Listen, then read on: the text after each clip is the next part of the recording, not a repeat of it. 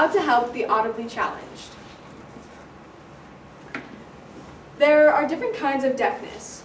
You can either be severely deaf or have no hearing at all, and that is when you use a cochlear implant to almost restore your hearing, or you can have a hearing loss, which can come with age, or it can be a genetic thing, where you need hearing aids to help amplify the sound in your ears. There's also American Sign Language, which is a nonverbal language that it helps deaf people or people who cannot speak or hear to communicate with people who can. So today we're going to be going over ASL, hearing aids, and cochlear implants, and how the two hearing devices work.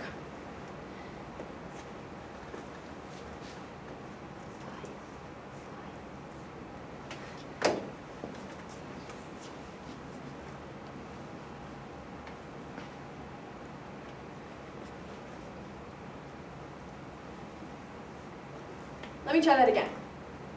Do you guys understand me? No? Why not? It's because you were never taught how to receive or sign to the deaf community.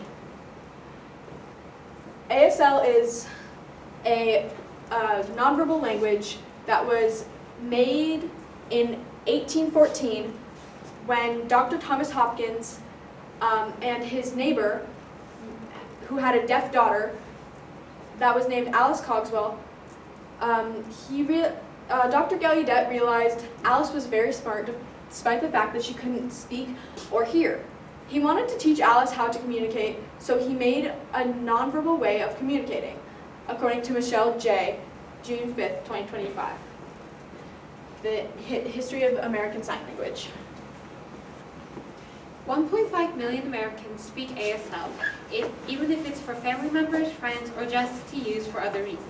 But 1.5 million isn't enough. 343.6 million people live in America. That means only 0.5% of Americans can help the deaf to communicate. As Thanksgiving is coming up, or it has passed, there's something called the dinner table syndrome. When a deaf person who doesn't have any hearing support sits at the dinner table, they can't understand what's going on. They can try and lip read, but adults that have lip read their whole life only get 30% of the point across.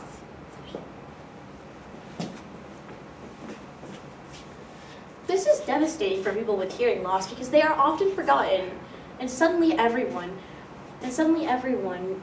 around them is laughing, and they are told, it doesn't matter anyways. Oh, never mind. Oh, it's nothing. Just a joke. You wouldn't get it. But these things hurt. And even when and they say these things whenever deaf people ask what happened. So don't be a part of the problem and learn a little bit of sign language. Even just learning the alphabet really helps to make a difference to the whole world and to the deaf community itself. And ASL is generally not that hard to learn. Now it's your turn to sign your own name in ASL. But there are other ways for a deaf or person who is hard of hearing to understand what's going on.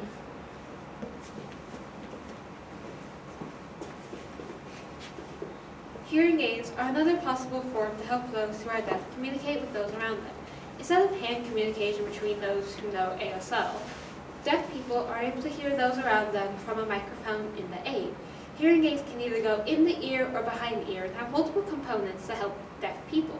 According to an article written on hearing aids by Carl Turkington in 2020, all hearing aids include a microphone, an amplifier, a receiver or speaker, a battery, and some may even have other features. These features include the ability to feature or block out background noise, minimize feedback, make noises lower in much noisier settings, or boost power whenever it is needed. The microphone is used to pick up the sounds being played around the person. The amplifier is then used to make the sound strength much stronger than it originally was. The receiver or speaker is used to deliver the sound to the person's ear, and the batteries are used to allow the hearing aids to run. There are multiple different types of hearing aids, but the main ones are the hearing aids in the ear canal and behind the ear. And both. First up, we have in the ear canal hearing aids. With these hearing aids, there are two different types. In the ear canal and completely in the ear canal hearing aids. According to the U.S. Department of Health and Human Services, or HHS Hearing Aids article in 2022, in the canal hearing aids are designed to fit the size and shape of a person's ear canal, while completely in the ear hearing aids are very hidden in the ear canal. Both of these allow for the hearing aid to thus be small enough and not easily seen. They are also used for moderate to severe hearing loss. Another type of hearing aids, according to Turkington 2020, the ear aids can fit into the ear canal with no visible wires or tubes and are easier to put on and take off than behind the ear hearing aids. This type of hearing aid is best and most helpful for those with only mild hearing loss and can be custom fit to the wearer's ear, just like the in the canal ones. Finally, there are behind the ear hearing aids.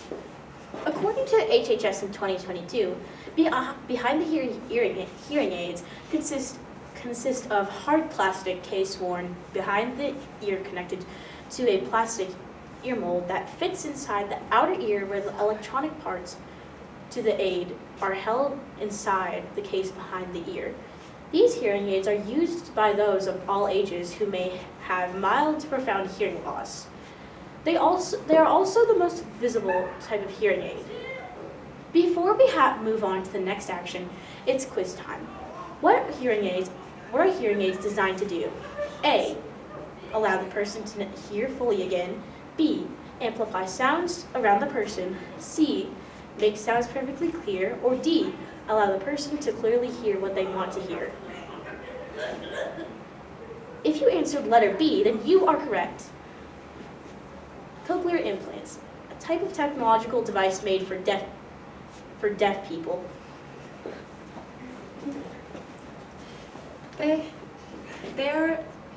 Cochlear implants are a type of technological device made for deaf people that assists in hearing recovery. Aren't they the same thing as hearing aids, you may ask, but actually they share quite a few differences. The most significant trait that differentiates the two hearing devices is the process in which they work. Hearing aids work as a mini microphone. They act like an amplifier in order to make the hearing significantly easier for those who are hard of hearing. On the other hand, cochlear implants act as a way to hear things. According to Ashutosh Thakur's article, Cochlear Implants in 2025, cochlear implants allow deaf people to receive and process sounds and speech. However, these devices do not restore normal hearing. They are tools that allow sound and speech to be processed and sent to the brain. Cochlear implants essentially act as a replacement for someone's auditory system, so there is no enhancement to the hearing of the person who uses the implants.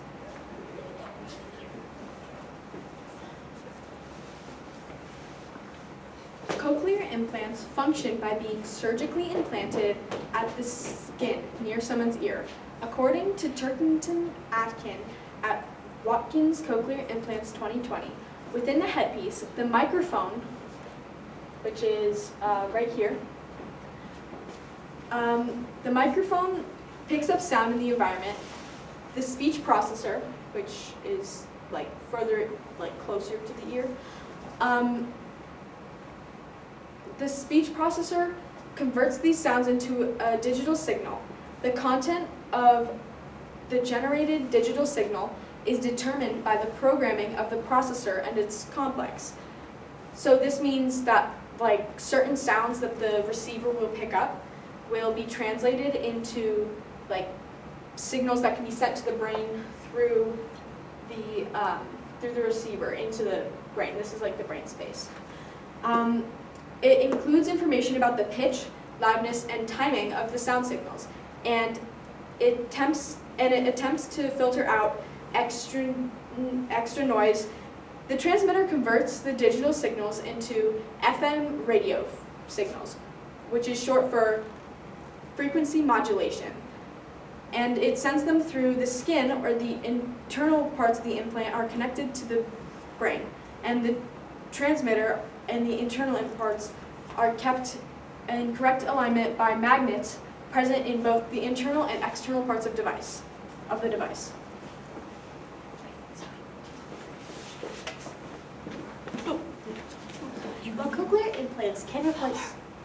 While cochlear implants can replace someone else's auditory processing, it does significantly differentiate from the way that the average person hears things. Cochlear implants do not replicate hearing in the exact same way that our cochleas do.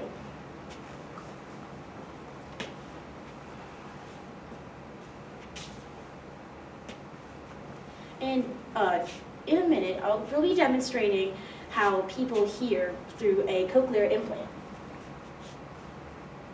The birch canoe slid on the smooth planks. The birch canoe slid on the smooth planks. Glue the sheet to the dark blue background. Glue the sheet to the dark blue background. As you can see, there's an audible difference that you can hear, which can show the difference between those who have cochlear implants. They hear and perceive things differently than we do through a cochlear implant. This was made by an auditorial simulation from the University of Connecticut. You can hear the differences between the audio of what things sound like without a cochlear implant and then what it sounds like with a distorted version that simulates hearing through a cochlear implant. Cochlear implants are a revolutionary piece of technology that have greatly contributed and made a difference within the deaf community, but there is always the risk of failure. If cochlear implants fail, they can leave the recipient permanently without any hearing whatsoever. There can also be a fatality if the implant makes contact with the brain wrong. So, if you were deaf and had to take the risk, would you take the risk and attempt to surgically recover your hearing?